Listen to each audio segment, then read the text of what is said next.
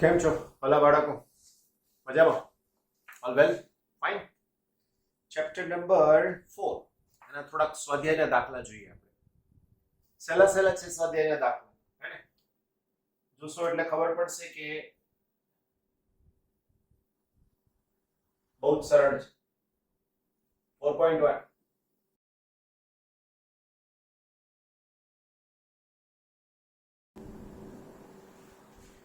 8 centimetre ત્રિજ્યાવાળો r is equal to 8 centimetre મીટરમાં convert કરવું પડશે. 8 into 10 raised to minus 2 meter.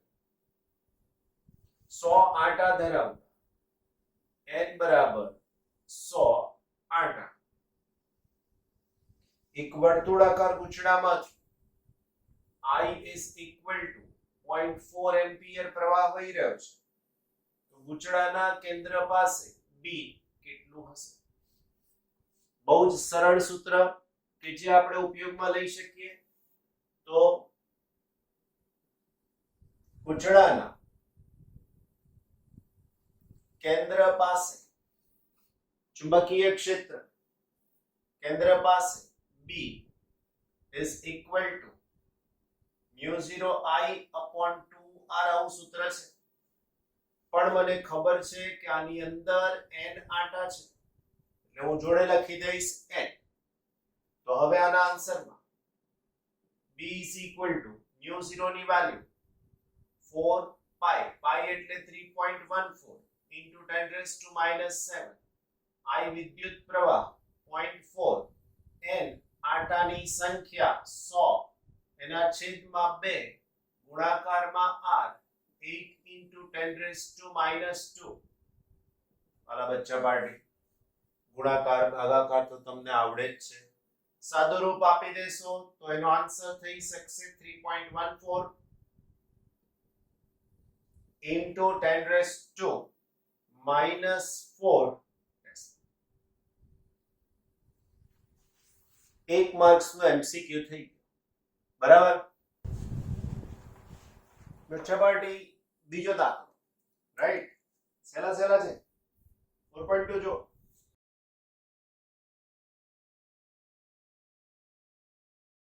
એક લાંબા સીધા તારમાંથી 35 એમ્પિયર પ્રવાહ વહે છે. I is equal to 35 ampere. તારથી 20 સેન્ટીમીટર અંતરે રહેલા r બરાબર 20 સેન્ટીમીટર મીટરમાં કન્વર્ઝન 0.2 મીટર. કોઈ બિંદુ પાસે ચુંબકીય ક્ષેત્ર કેટલું હશે? બહુ જ સરળ કહી શકાય એવો દાખલો. તાર આવી રીતે છે, એનાથી આવા 20 સેન્ટીમીટર અંતરનું બિંદુ P પ્રવાહ આવી દિશામાં સ્વીકારી લીધો હો, આવું છે નહીં અંદર કશું, પણ તમને સૂત્રની સમજૂતી મળે એટલા માટે. તારથી r અંતરે આવેલ બિંદુ પાસે ચુંબકીય ક્ષેત્ર B is equal to mu 0 I upon 2 pi r. Right? Again, mu 0 4 pi 10 raised to minus 7 I 35 2 pi r ની વેલ્યુ 0.2 2 pi ની સાથે 2 કેન્સલ 2 ની સાથે 0.1 માટે B નો answer. So B is equal to આ 0.1 એટલે 10 ની -1 ઉપર જાય તો 10 ની +1 35 into 10 raised to 35 into 10 raised to બોલો જલ્દી. 0.1 છે, 10 ની -1 ઘાત થઈ જશે. -1 ઉપર જાય +1 તો આન્સર થઈ શકશે 10 ની ઘાતની સાથે ટેસ્લામાં. જલ્દી ચેક કરીને કહો મને ઝડપથી. 10 ની -6. રાઈટ? હવે એડજસ્ટ કરવો હોય તો થઈ શકે, 5 કરવા હોય તો અહીંયા પોઈન્ટ મૂકી દો, 4 કરવા હોય તો અહીંયા પોઈન્ટ મૂકી દો. તમારી બરાબર? 4.3 ત્રીજો દાખલો.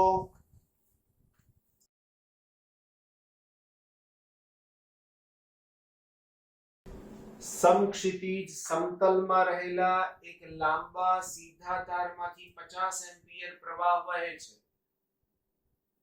50 એમ્પિયર પ્રવાહ વહે છે. બરાબર. બીજું, ઉત્તર દક્ષિણ દિશા તરફ વહે છે. બરાબર ને? એનો મતલબ મારે વિચારવું પડશે અહીંથી તો આ તાર થઈ ગયો. આ દિશાને ઉત્તર કહું, આ દિશાને દક્ષિણ કહી દઉં, અહીંયાથી આને પૂર્વ અને આને પશ્ચિમ. કઈ દિશામાં પ્રવાહ કીધું? ઉત્તરથી દક્ષિણ દિશા તરફ. તો અહીંયા હું બતાવી શકું આ થઈ શકશે પ્રવાહની દિશા. તારની પૂર્વમાં, તાર અને એની પૂર્વમાં 2.5 મીટર અંતર. તો આ 2.5 મીટર અંતર અહીંયા આવેલું બિંદુ P લઈ લઈએ. ઓકે, આવેલા બિંદુ પાસે ચુંબકીય ક્ષેત્ર B નું મૂલ્ય અને દિશા શોધો. રાઈટ? આર આપી દીધેલા છે 2.5 મીટર. રાઈટ? તો આકૃતિમાં દર્શાવ્યા મુજબ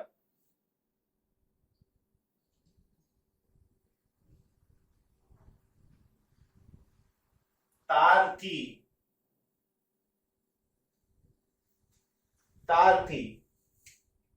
R is equal to 2.5 metre અંતરે ચુંબકીય ક્ષેત્ર B is equal to mu0 I upon 2 pi r. બરાબર? તો mu0 ની value 4 pi 10 raised to minus 7. I ની કિંમત 50. 2 pi. R ની કિંમત 2.5. આને કેન્સલ કરી દેશો 2. 2.5 50 2. સ્વરૂપ સાદો રૂપ આપશો answer 4 into 10 raised to minus 6 tesla. હવે દિશા શોધવાની વાત આવે છે. હવે તારમાંથી વહેતા પ્રવાહને કારણે દિશા કઈ હોઈ શકે? તારમાંથી વહેતા પ્રવાહને કારણે ચુંબકીય ક્ષેત્રની દિશા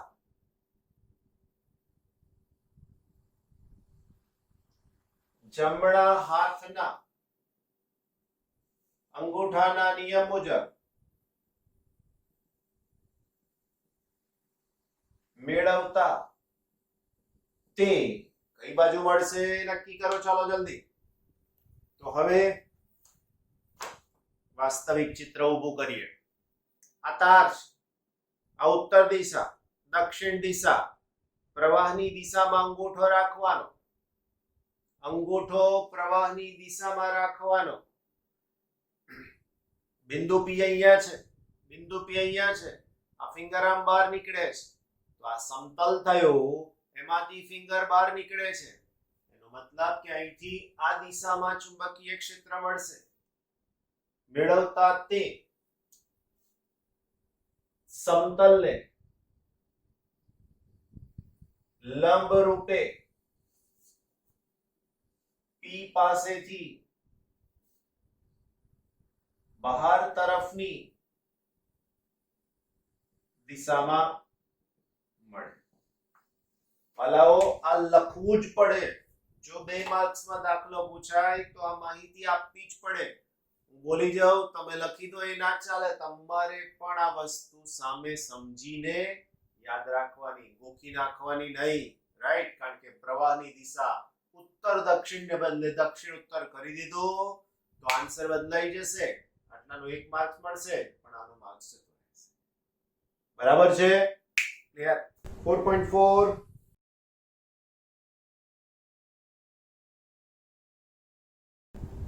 માથા પરથી પસાર થતી વીજળીના તારમાંથી 90 એમ્પિયર વિદ્યુત પ્રવાહ I is equal to 90 ampere વિદ્યુત પ્રવાહ પૂર્વથી પશ્ચિમ દિશા તરફ વહે છે. આ વિદ્યુત પ્રવાહ ધારિત તાર, આ પૂર્વ દિશા અને આ પશ્ચિમ દિશા. રાઈટ? અહીંથી પૂર્વ દિશા, અહીંથી પશ્ચિમ દિશા. હવે પ્રવાહ કઈ બાજુથી કઈ બાજુ? તો કે પૂર્વથી પશ્ચિમ, આ દિશામાં. તો અહીંયા તમે બતાવી શકો છો આ થઈ ગયું I ની દિશા. કરેક્ટ? હવે આ તારથી 1.5 મીટર નીચે 1.5 મીટર નીચે r is equal to 1.5 metre, તો આનાથી 1.5 મીટર નીચે બિંદુ P લઈ લઈએ તો ચુંબકીય ક્ષેત્રનું મૂલ્ય અને દિશા શું હશે? તો મને શોધવું છે B. શું હોઈ શકે તે નક્કી કરી લઈએ. કરેક્ટ? બહુ સહેલું થઈ જશે. અગેન વિદ્યુત પ્રવાહ ધારિત તારથી r અંતરે ચુંબકીય ક્ષેત્રનું મૂલ્ય B is equal to mu 0 I upon 2 pi r. Mu 0 ની value 4 pi 10 raised to minus 7. I ની વેલ્યુ થઈ જશે 90. 2 pi અને r 2 pi ને pi જ રાખીશું અને r ની વેલ્યુ 1.5, રાઈટ? તો 1.5 અરાઉન્ડ વેલ્યુ થઈ શકશે 6 અને સાથે 2 નો મલ્ટીપ્લિકેશન, તો આના ઉપરથી B નો આન્સર થઈ શકશે 1.2 into 10 raised to minus 5 tesla. આ ડાયરેક્ટ જવાબ નહીં આવે, તમારે આને ભાગાકારમાં લેવું પડશે, જે જવાબ આવશે ને ગુણાકારમાં લેવું પડશે ને પછી 10 ની ઘાત બધી એડજસ્ટ કરવી પડે. આ બધું જ કેલ્ક્યુલેટર થી તમારે કરવાનું, પછી આન્સર આવે. રાઈટ? દિશા શોધીએ. બિંદુ P પાસે ચુંબકીય ક્ષેત્રની દિશા જમણા હાથના નિયમ મુજબ શોધતા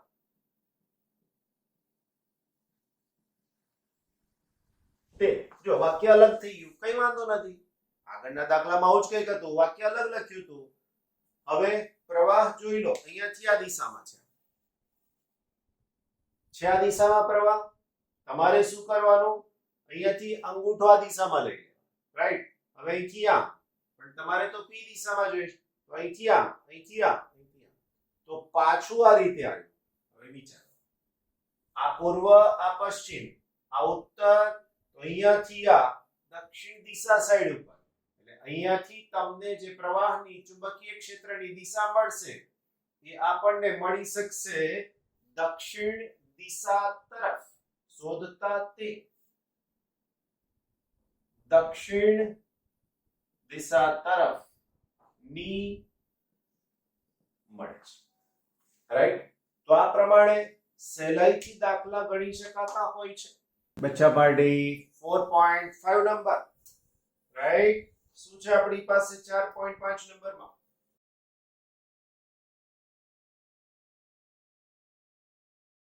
.15 ટેસ્લાના B is equal to 0.15 tesla ના નિયમિત ચુંબકીય ક્ષેત્ર સાથે 30 ડિગ્રીનો કોણ બનાવતી દિશામાં θ is equal to 30 ડિગ્રી રહેલા તારમાંથી 8 એમ્પિયર પ્રવાહ વહે છે. I is equal to 8 ampere. આ તાર પર લાગતા ચુંબકીય બળનું મૂલ્ય કેટલું હશે? F શોધવાનો કીધો છે, રાઈટ? આ બધા એમસીક્યુ લેવલના પ્રશ્નો છે, નાના નાના. તો લખી શકીએ ચુંબકીય ક્ષેત્રમાં મૂકેલા વિદ્યુત પ્રવાહ ધારિત તાર પર લાગતું બળ F is equal to I into L cross B સદિશ દિશાની સાથે. તો F is equal to ILB sin theta, right? દરેક કિંમત મૂકી દઈએ તો I ની વેલ્યુ 8, L લંબાઈ, લંબાઈ કઈથી લાવશો?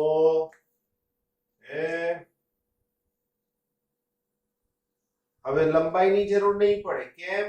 તો પૂછ્યું છે, જુઓ, આ તાર પર લાગતા ચુંબકીય બળનું મૂલ્ય તમારે જે શોધવાનું થાય એ એકમ લંબાઈ દીઠ શોધવાનું થાય, રાઈટ? એટલે l ને આપણે લઈ લઈશું છેદમાં. તો અહીંયા હું નવું એક સ્વરૂપ લખી નાખું f upon l, રાઈટ. તો અહીંયા થઈ જશે i b sin, sin ની કિંમત 30. તો હવે આનો જવાબ શું થઈ જશે? તો અહીંયા તમારે જે શોધવાનું છે ને એ f upon l લખી, રાઈટ. i 8 થઈ જશે, b 0.15 થશે અને sin 30 થશે 1/2. અહીંયા થઈ જશે 4, 15 ગુણાકારમાં 4. બોલો બાળકો, f upon l is equal to 0.6 newton upon metre. આ તમારો આન્સર 4.6.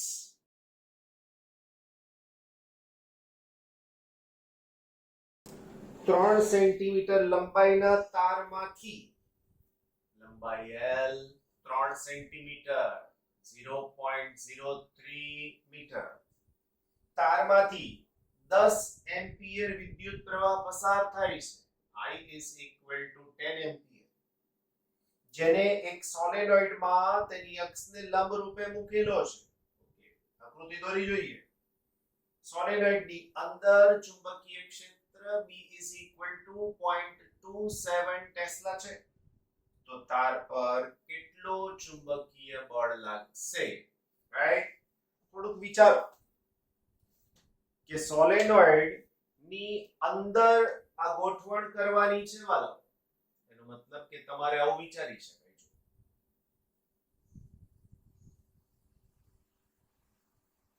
આ થયા સોલેનોઇડના વાઇન્ડિંગ્સ, બરાબર. હવે એની અંદર ચુંબકીય ક્ષેત્ર છે અને આ ચુંબકીય ક્ષેત્ર આવી રીતે છે. તો આ થઈ ગયું બી. હવે એવું કીધું કે આ ચુંબકીય ક્ષેત્રને લંબ રૂપે તારને રાખ્યો છે. હવે આ લંબ દિશા બે રીતે મુકાય. કઈ બે રીતે? તો એક આને આમ પણ મૂકી શકાય y દિશામાં. બીજું તમે ચાહો તો આને z દિશામાં પણ મૂકી શકો, કારણ કે આ x ને લંબ y થાય અને x ને લંબ z પણ થઈ શકે. બસ આ ખાલી સમજવા માટેની વાત છે. તો આ આપણી પાસે શું થઈ ગયું? તો થઈ શકશે વાહકતા, રાઈટ. તો લખી શકાય ચુંબકીય ક્ષેત્રમાં રહેલા વાહક તાર પર લાગતું ચુંબકીય બળ F is equal to ILB sin θ. Direct લખી નાખ્યું સૂત્ર. F is equal to I 10, L લંબાઈ 0.03, ચુંબકીય ક્ષેત્ર 0.27, sin કેટલા લઈશ બચ્ચા પાર્ટી? 90. તો અહીંયા લઈ લઈશ sin 90 અને sin 90 નો જવાબ 1 થાય. તો આના જવાબમાં હવે લખી શકાશે F is equal to 8.1 into 10 raised to minus 2 newton. ગણતરી કરી જોવાની. સુધારો કરવા જેવો લાગે તો એ સુધારો પણ કરી લેવાનો, કારણ કે આ બધું કેલ્ક્યુલેટર થી શક્ય છે એટલા માટે, બરાબર ને? 4.8.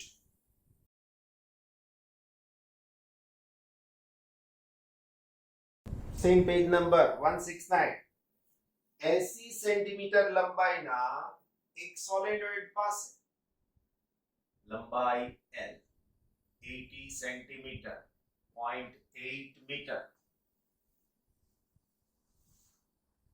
સોલેનોઇડ પર પાસે દરેક 400 આંટા વડા. અહીંયા લખીએ આંટાની સંખ્યા n બરાબર 400, રાઈટ. વડા 5 આવરણ વીંટાળ્યા છે. આવરણની સંખ્યા બરાબર p બરાબર 5.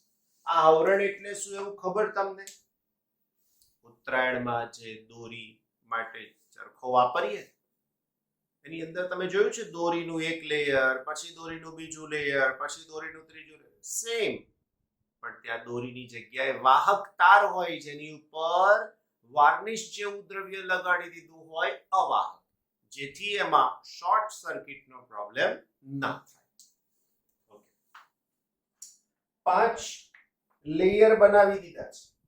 સોલેનોઇડનો વ્યાસ આપ્યો છે. વ્યાસ બરાબર 1.8 સેન્ટીમીટર બરાબર 0.18 મીટર બરાબર 0.018 મીટર, રાઈટ. એના પછી જો સોલેનોઇડમાં 8 એમ્પિયર પ્રવાહ પસાર થાય, I બરાબર 8 એમ્પિયર, તો લંબાઈના વિભાગ પર પ્રવાહ પસાર થતો હોય તો તેના કેન્દ્ર પાસે બી કેટલું હશે? હવે આ જે આપ્યું છે એનું કારણ શું છે થોડુંક સમજવાની કોશિશ કરો. તો આપ્યું છે એનું કારણ એવું છે કે અહીં સોલેનોઇડની લંબાઈ L એ તેની ત્રિજ્યાથી ખૂબ જ વધારે છે, માટે તે લાંબા solenoid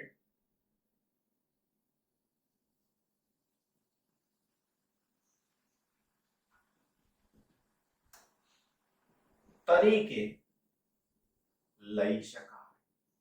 That means L is greater than R. આવું થઈ, બરાબર. માટે B is equal to mu 0 ni. આ સૂત્ર હું વાપરી શકું, કરેક્ટ. પણ અહીંયા n એ એકમ લંબાઈ દીઠ આંટાની સંખ્યા નથી, તો અહીંયા n નું સૂત્ર કેવી રીતે લખીશ? તો લખીશ એકમ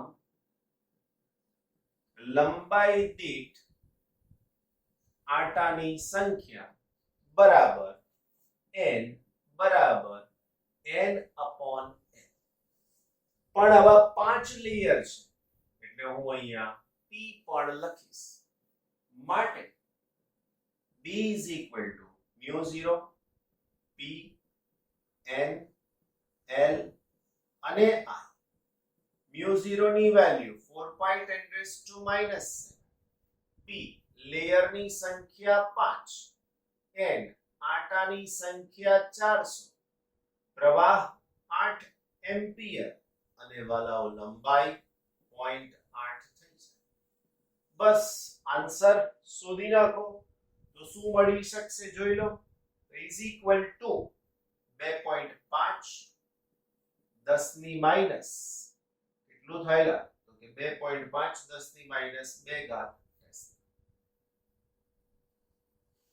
ગણતરી કીધું એ પ્રમાણે શાંતિથી કેલ્ક્યુલેટર લઈને કરવાની વાલાઓ, તો તમને પણ ખબર પડે કે ક્યાં ગણતરી કેવી રીતે કરી શકાય, બરાબર. અને જો ભૂલ લાગે છે આન્સરમાં, પાછળ આન્સર આપેલા છે, ચેક કરીને જોઈ પણ શકાય, કરેક્ટ. સ્વાધ્યાયનો 4.11 નંબર.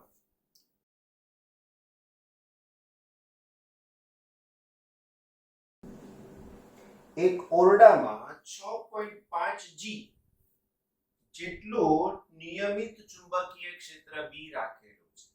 6.5 G એનું કન્વર્ઝન આપ્યું છે is equal to 6.5 10⁻⁻⁴ ટેસ્લા. આ ક્ષેત્રમાં લંબરૂપે એક electron V is equal to 4.8 into 10⁻⁶ metre પર સેકન્ડ ઝડપે છોડવામાં આવે છે. ઇલેક્ટ્રોનનો માર્ગ વર્તુળાકાર કેમ હશે તે સમજાવો. આ વર્તુળાકાર કક્ષાની ત્રિજ્યા પણ શોધો. તમને બીજી માહિતી E is equal to આપેલું છે 1.6 10⁻⁻19 કુલમ અને માસ ઓફ ઇલેક્ટ્રોન આપેલું છે Me is equal to 9.1 10⁻31 kg. Right. હવે આની સાથેની સમજૂતીમાં બીજી વાત કરીએ. સૌથી પહેલા કીધું છે કે આ ક્ષેત્રમાં લંબ રૂપે ઇલેક્ટ્રોન દાખલ થાય છે. સમજો કે ચુંબકીય ક્ષેત્ર આવી રીતે હોય, રાઈટ. તો આ બી થઈ ગયું. આ સમતલને આ લંબ રૂપે અંદર તરફ ગયો. હવે અહીંયા જો લંબ રૂપે પાછો ઇલેક્ટ્રોન દાખલ થાય કે જે v વેગ ધરાવતો હોય તો અંદર ગયા પછી અહીંયા સ્ટ્રેટ લાઈન છે, અંદર ગયા પછી એનો માર્ગ વર્તુળાકાર થાય. તો અહીંયા લખવું પડે કે અહીં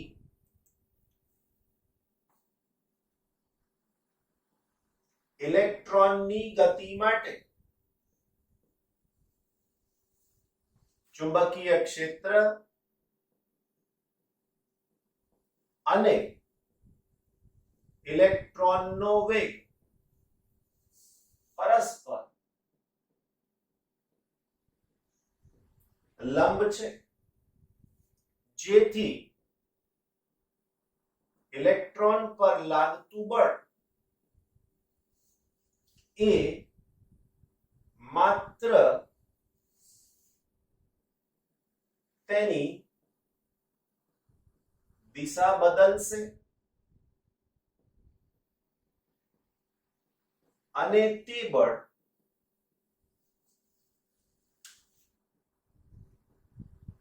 વર્તુળના કેન્દ્ર તરફ લાગશે,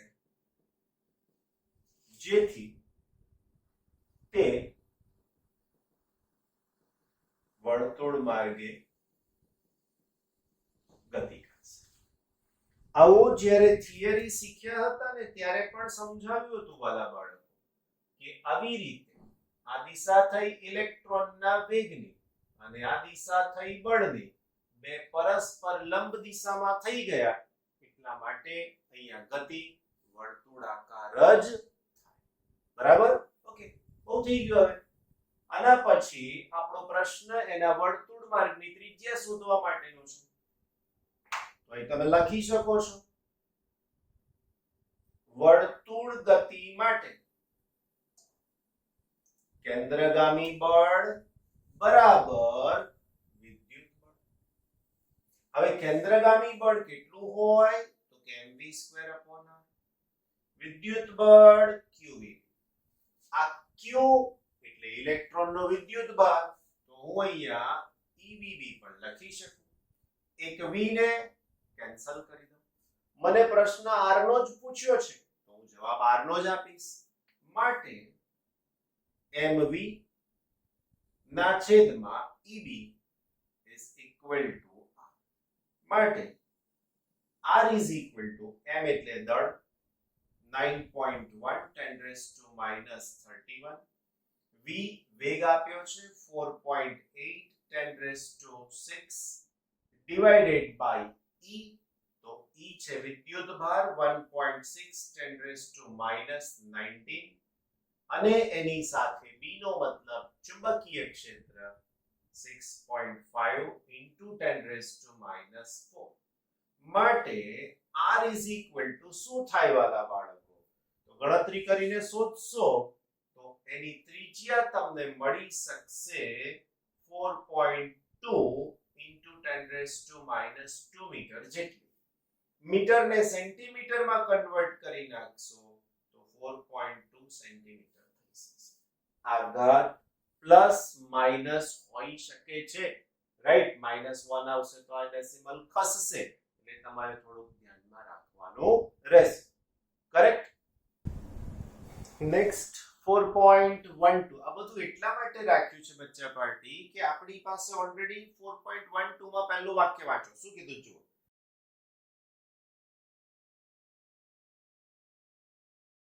સ્વાધ્યાય 4.11 માં એટલે દાખલો છે માં વર્તુળાકાર કક્ષામાં ઇલેક્ટ્રોનના ભ્રમણની આવૃત્તિ શોધો. આવૃત્તિ એટલે ન્યુ નવું શોધવાનું કીધું છે. હવે આનો જવાબ તો મળી ગયો ને વચ્ચે party 4.2 into 10 raised to minus 2 right. અને આ ઈ પાછો અલગ છે.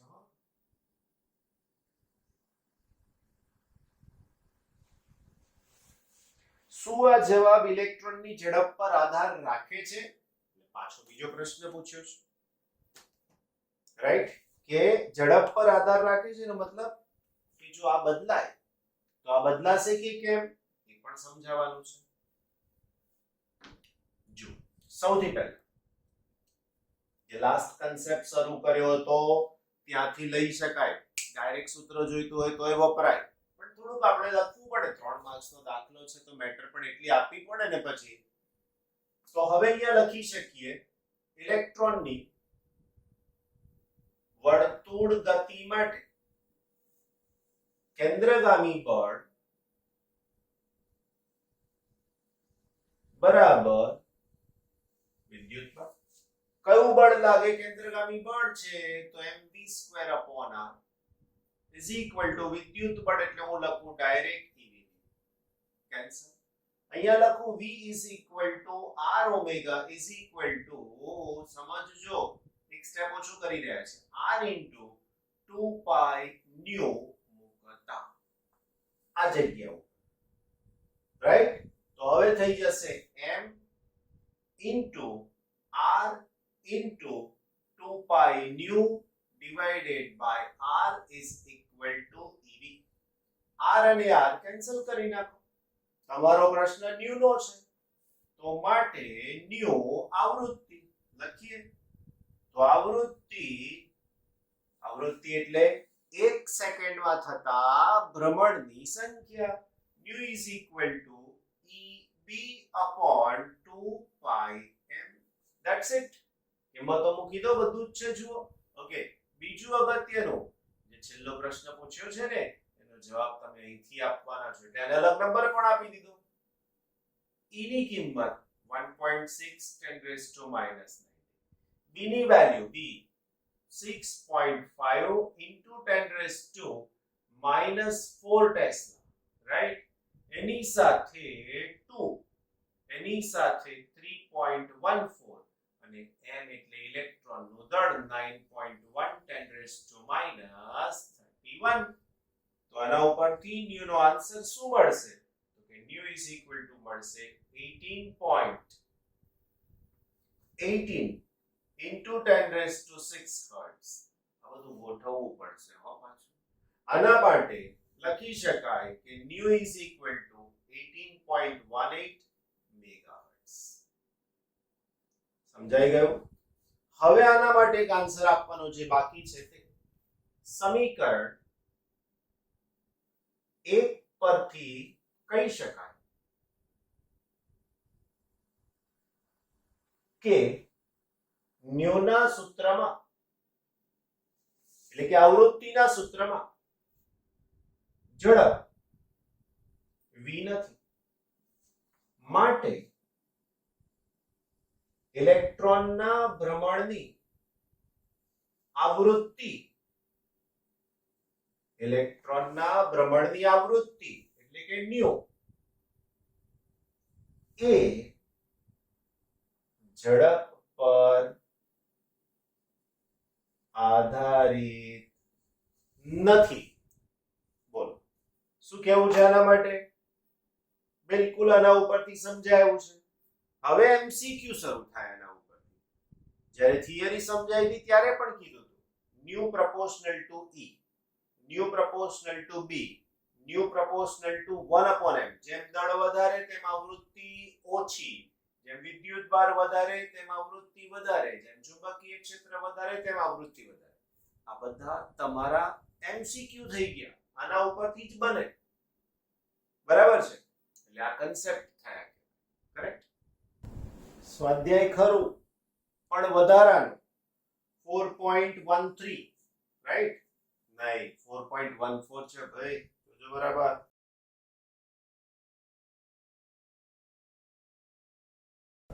બે સમકેન્દ્રીય વર્તુળાકાર ગુચ્છડાઓ x અને y ની ત્રિજ્યા અહીંયા લખી શકીએ x ગુચડું, રાઈટ. અહીંયા લખીશું y ગુચડું. ગુચડું એટલે શું પાછું? તો કે સોલેનોઇડ જેવી, રિંગ જેવું. ઓકે, x અને y ની ત્રિજ્યાઓ. તો અહીંયા હું લખીશ rx is equal to 16 centimetre, તો 0.16 મીટર. એવો જ ry is equal to 10 centimetre, તો 0.1 મીટર. જે ઉત્તરથી દક્ષિણ દિશામાં રહેલા એક શિરોલંબ સમતલમાં રહેલા છે. એનો મતલબ કે મારે તમને આકૃતિ પણ બતાવવી પડશે. આવું સમતલ શિરોલંબ સમતલ વિચારો, રાઈટ. આ શિરોલંબ સમતલમાં આ બે દિશા બતાવી, રાઈટ. હવે આની અંદર બે તાર, એક x અને એક y ની વાત થઈ રહી છે, ધ્યાન રાખજો. એક કે જેની ત્રિજ્યા વધારે છે, બીજું કે જેની ત્રિજ્યા ઓછી છે, રાઈટ. તો આને આપણે નામ આપી દઈશું x અને નામ આપી દઈશું y. આગળ નોંધીએ, ગુચડા x ને 20 આંટા છે. એનો મતલબ કે આંટાની સંખ્યાને આપણે નોર્મલી nx કહીએ છીએ. 20 આંટા. 12મું ધોરણ પાસ કરતા કરતા ઓટા આવી જાય, બરાબર ને લા? ઓકે, આંટા છે, તેમાંથી પસાર થતો પ્રવાહ 16 એમ્પિયર છે. તો ix is equal to 16 ampere. એના પછી ગુચડા y ને 25 આંટા છે. તો અહીંયા લખો ny is equal to 25. જો પાછા બોલ્યા મોટા, હે ને? અને તેમાંથી વહેતો પ્રવાહ 18 એમ્પિયર છે, રાઈટ. પશ્ચિમ તરફ મોઢું રાખીને ઊભેલા વ્યક્તિ માટે આ ઉત્તર, દક્ષિણ, પૂર્વ અને પશ્ચિમ. કઈ બાજુ મોઢું રાખીને ઊભેલો અવલોકનકાર? પશ્ચિમ તરફ, એટલે આમ. તમે અહીંયા ઊભા છો, આમ જુઓ છો, રાઈટ. તો એવું કીધું છે કે x માંથી પસાર થતો પ્રવાહ વિષમઘડી, એટલે કે આ દિશા, રાઈટ. તો આ થઈ ગયો ix. અને y માંથી પસાર થતો પ્રવાહ સમઘડી, સમઘડી એટલે આ થઈ ગયો સમઘડી, આને હું કહી શકું iy. તો તેમના કેન્દ્ર પાસે ઉદ્ભવતા પરિણામી ચોખ્ખા એકદમ ક્લીન, બરાબર, ચુંબકીય ક્ષેત્રનું મૂલ્ય અને દિશા શોધો. 3 માર્ક્સમાં પૂછાય એવો દાખલો છે. તો આપણે પહેલા મૂલ્ય શોધી નાખીએ, પછી દિશાની વાત કરીએ અને પછી પરિણામ શોધીએ, રાઈટ. તો અહીંયા લખીએ x ગુચડા માટે. તો x ગુચડા માટે કેન્દ્ર પાસે ચુંબકીય ક્ષેત્ર, સૂત્ર લખીશ bx is equal to mu0 ix nx upon 2rx. બધે xx બધું આપેલું છે. માટે bx is equal to mu0 4 pi 10 raised to minus 7, ix આપેલો છે 16, nx આપેલા છે 20 ના છેદમાં 2 અને rx ની કિંમત છે 0.16. ભાગાકાર ગુણાકાર સરસ રીતે કરો તો એનો આન્સર થઈ જાય 4 pi into 10 raised to minus 4 tesla. Number 1, right. એવી જ રીતે y ગુચડા માટે. તો y ગુચડા માટે શું થાય? તો એના માટે જ કેન્દ્ર પાસે ચુંબકીય ક્ષેત્ર by is equal to, okay, અહીંયા વચ્ચેની દિશા લખી. કઈ રીતે શોધાય એની દિશા? આના માટેની તો શીખવાડ્યું છે. એના માટે તમારે ફિંગર પ્રવાહની દિશામાં રાખવાની, તો અંગૂઠો ચુંબકીય ક્ષેત્ર બતાવે. જો હવે x છે, અહીંયાથી આ, તો એક્ચ્યુઅલી આ સમતલ આવું છે, અહીંથી આમ લેશો તમે આમ, બરાબર, અહીંથી આમ પ્રવાહ જાય છે તો આવી રીતના લો, તો અંગૂઠો થયો પૂર્વ દિશામાં, તો લખી શકીએ અહીં બી ની દિશા, અહીં bx ની દિશા જમણા હાથના નિયમ મુજબ મેળવતા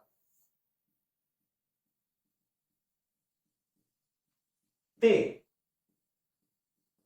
પૂર્વ દિશામાં મળે છે. આ ધન x કહી દો, કઈ વાંધો નથી, રાઈટ, કઈ વાંધો નહીં, કન્ટિન્યુ રાખીએ સૂત્રને. તો ચુંબકીય ક્ષેત્ર By is equal to same mu 0 Iy ny 2ry, bus value મૂકી દઈએ અહીંયાથી, તો 4 pi 10 raised to minus 7 Iy 18 ny 25 અને 2 into ry 0.1. બસ મારા વાલા બાળકો, આનો પણ આન્સર તમને મળી જશે. by is equal to 9 pi into 10 raised to minus 4 Tesla. સમીકરણ નંબર 2. અગેન સેમ સેન્ટેન્સ, પણ એના પહેલા હું દિશા શોધી નાખું. હવે પ્રવાહ અંદર ગયો આમ નીચે જાય તો અંગૂઠો આ દિશામાં રહેશે. ફરીથી અહીંયાથી પ્રવાહ નીચે જાય છે, રાઈટ, તો અહીંથી ફિંગર નીચે લઈ ગયા તો અહીંથી આ રીતે, તો આ દિશા થઈ શકશે. આ દિશા એટલે પશ્ચિમ દિશા. તો હું અહીંયા લખીશ, અહીં by ની દિશા જમણા હાથના નિયમ મુજબ મેળવતા તે પૂર્વ લખ્યું છે, કઈ દિશા મળે, તે પશ્ચિમ દિશામાં મળે. હવે માટે અહીં bx અને by પરસ્પર વિરુદ્ધ દિશામાં છે, માટે b is equal to, okay, તથા આ વધારે છે આ ઓછું છે, તથા by is less than, by is greater than bx, માટે b is equal to by minus bx.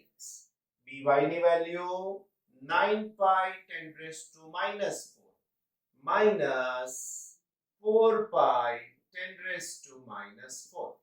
9 pi minus 4 pi શું થાય, તો આનો આન્સર થઈ શકશે 5 pi 10 raised to minus 4 tesla. 5 નો ગુણાકાર પાઈ સાથે કરી શકો છો, તો b is equal to around 1.6 into 10 raised to minus 3 tesla. દિશા લખવી હોય તો માટે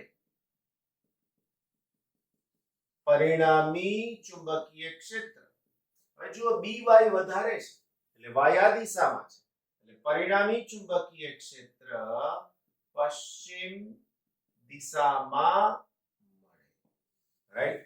આવું લખવાનું, પૂરેપૂરું કામ કરવાનું, તો અને તો જ તમને 3, 2 કે 4 જેવું પૂછ્યું હોય એવા માર્ક્સ